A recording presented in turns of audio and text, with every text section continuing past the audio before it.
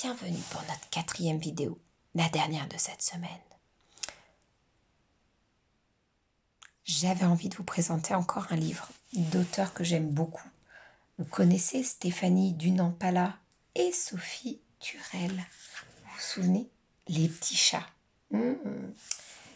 La semaine dernière, je voulais vous lire celui-ci. J'avais pas eu le temps. Le Château Fort. On avait eu tellement d'histoires sur les chevaliers et les princesses. Et bien aujourd'hui, je vais vous présenter les chapeaux de roue. Et si on a un peu de temps, je ferai les châteaux forts. Ce sera un bonus. C'est parti, les chapeaux de roue.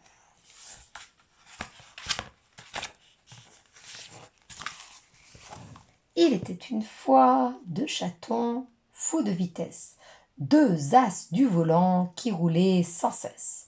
Ils enchaînaient les courses en quête de prouesse. On nommait chapeaux de roue ces 2 minés express.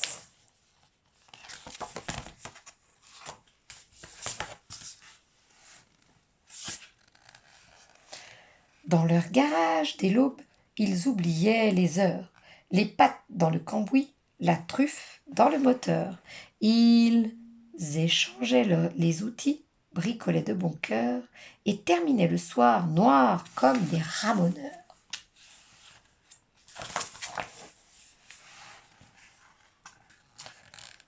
Plusieurs fois vainqueurs des 24 heures du mou, les prix et les médailles s'accumulaient partout. Ils avaient tout gagné, toujours à fond de la caisse. Seule la Kitty Ketchup manquait à leur palmarès.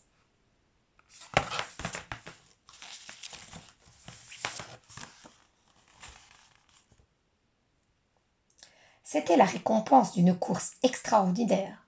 Les pilotes avaient tous une voiture hors pair. Les chapeaux de roue mettaient au point pour l'occasion un super méga turbo de compétition.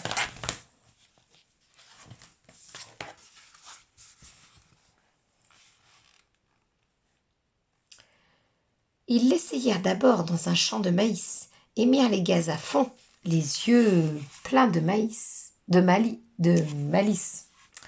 Mais l'extrême chaleur que dégageait le turbo fit pleuvoir du pop-corn sur nos 2 mécanos. Et oui, le maïs, si on le chauffe, il se transforme en pop-corn.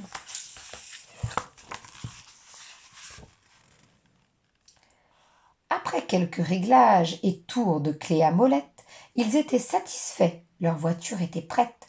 Au petit matin du grand jour, fiers et impatients, ils découvrirent les voitures de leurs concurrents.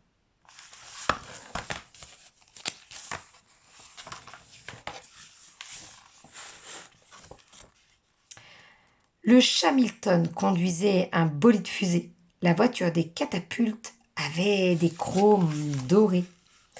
Celle bricolée par le chat Perlipopette faisait des étincelles oranges et violets.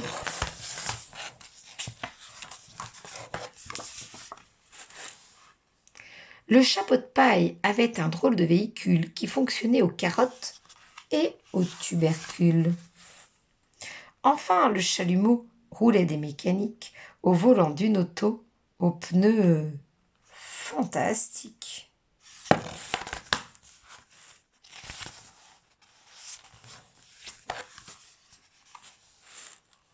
3, 2, 1, partez !» Le top départ fut donné. La foule applaudissait, tous les pilotes lancés. La course traversait le village, puis la forêt. Déjà les chapeaux de roue étaient très bien placés.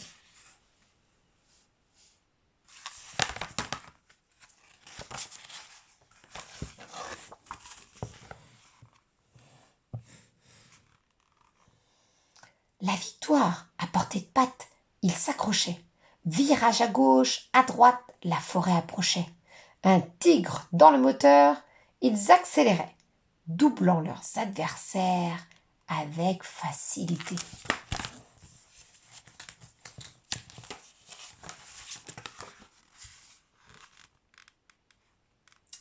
Concentrés, motivés, la coupe se rapprochait. Ils écrasèrent le champignon au cœur de la forêt. Ça veut dire qu'ils accélèrent. En 2e position, Leurs yeux étaient rivés sur le chalumeau, impressionnant premier.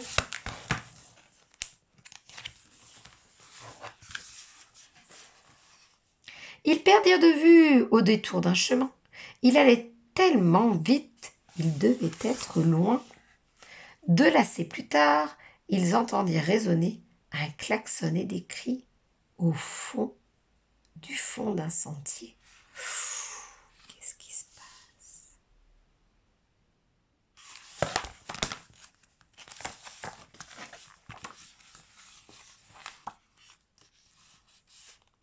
Le chalumeau, qui voulait gagner à tout prix, avait fini dans un lac, prenant un raccourci. Oubliant le trophée, nos pilotes au grand cœur plongèrent tête première pour aider le tricheur.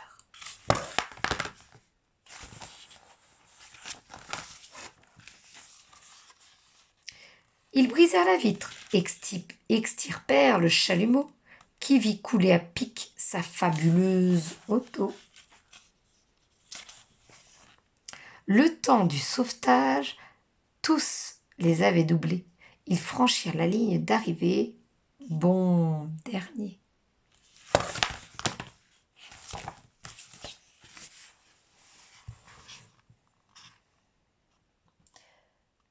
Les flambantes catapultes, arrivées en premier, partagèrent leur trophée avec nos dominés.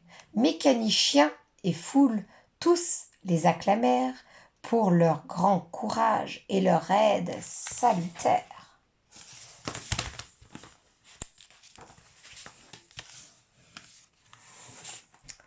Cette aventure montra au chalumeau gêné que tricher pour gagner peut souvent mal tourner et qu'il peut exister différentes formes de gloire. La vie réserve parfois de surprenantes victoires. Ça veut dire quoi cette histoire? Qu'être un super-héros, c'est ne pas penser qu'à soi. Aider un copain, c'est tout aussi important que gagner. Et que parfois la vie nous réserve des surprises. Donc, comme je vous l'ai dit, on aura un peu de temps pour lire le deuxième livre, toujours des mêmes auteurs, Stéphanie Dunampala, Sophie Turel, mais cette fois le titre du livre, son nom, c'est Le Château Fort. Ils font des jeux de mots, hein. Ces auteurs, elles font des jeux de mots. Le Château Fort. C'est quoi un château fort? Oui, c'est un château avec un mur qui a été fait au Moyen-Âge pour protéger des attaques. Ah, mais vous êtes fort, vous connaissez plein de choses. Nous voilà partis au Moyen-Âge avec notre ami le Château Fort. Il était une fois un courageux minet qui n'hésitait jamais à jouer de l'épée. Sans peur et sans reproche, derrière son bouclier, on nommait Château Fort ce chaton chevalier.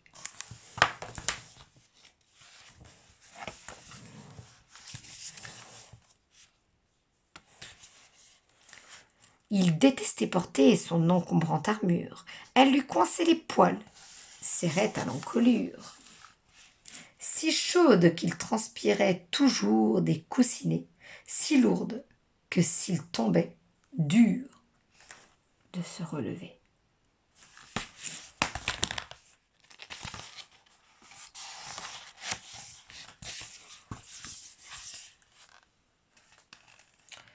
Il enfourchait fièrement son cher dragon Zag, dressé à l'ébouriffant looping et zigzag. Il survolait les terres du roi félin Ier, il scrutait l'horizon, surveillait les dangers.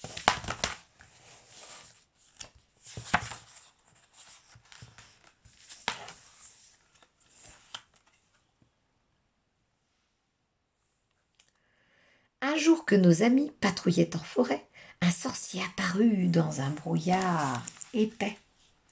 Il saisit le dragon, disparut en un bond, laissant le chevalier confus et furibond. Ça veut dire en colère, furibond. Confus, ça veut dire qu'il ne sait pas trop quoi en penser, furibond, en colère.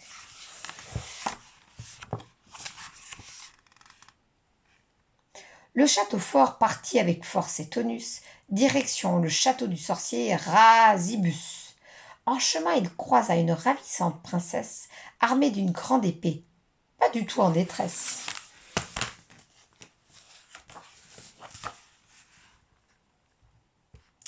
La princesse Charlène cherchait son dragon fleur, capturé la veille par ce sorcier de malheur. Elle avait entendu que Rasibus formait une armée de dragons contre Félin Ier. Elle est chouette cette princesse, hein, une vraie super-héros. Cette hardie princesse surprit le Mistigris.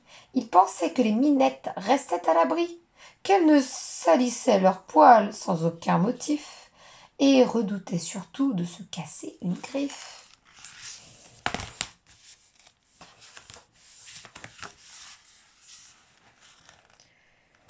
Ils s'approchèrent tous deux du dangereux château. Impossible d'y entrer, les murs étaient trop hauts. Ils eurent alors l'idée d'arriver par les airs, de fabriquer ensemble une catapulte éclair.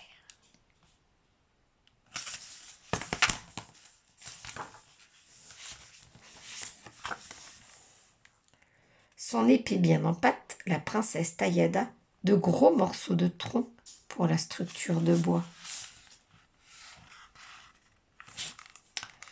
Le chevalier, précis, était bien plus habile pour tresser les cordages et tous les liens utiles.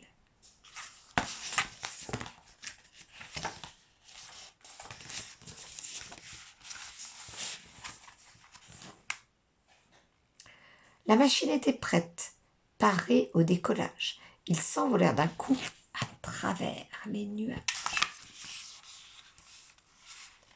Ils atterrirent en haut de la plus haute tour, dans un roulé-boulé d'au moins 6 ou 7 tours.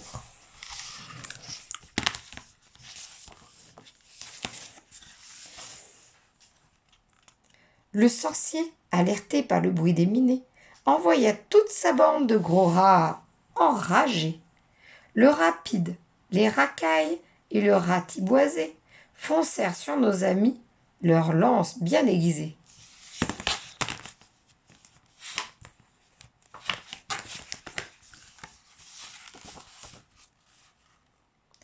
L'affrontement fit rage, princesses et chevaliers se battirent vaillamment, sans jamais s'essouffler.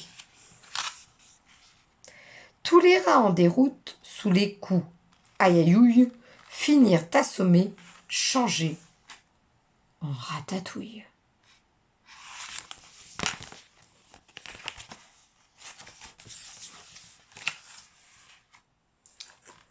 Nos héros virent alors leurs dragons dans la cour, au milieu d'autres encore captifs depuis des jours.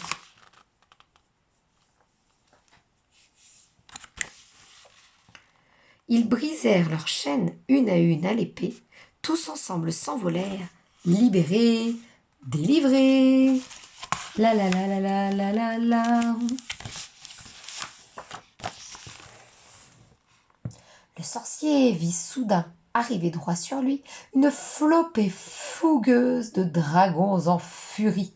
Il s'échappa dans une brume teintée de gris et l'on n'entendit plus jamais parler de lui.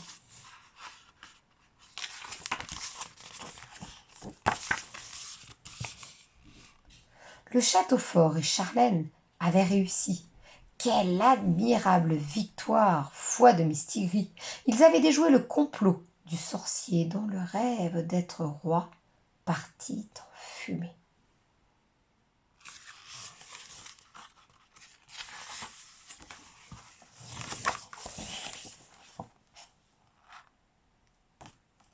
Cette histoire montra que princesses et chevaliers peuvent batailler côte à côte à égalité.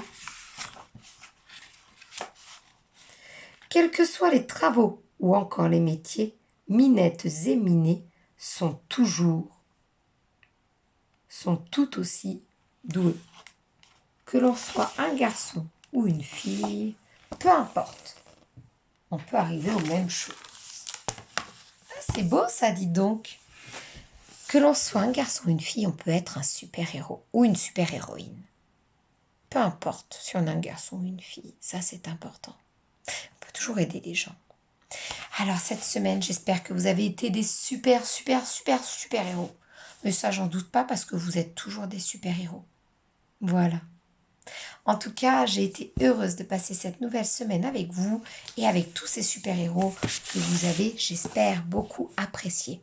Je vous dis à la semaine prochaine pour un nouvel univers, pour de nouvelles aventures. Je vous fais de gros bisous. Bon week-end et à bientôt. Bye bye.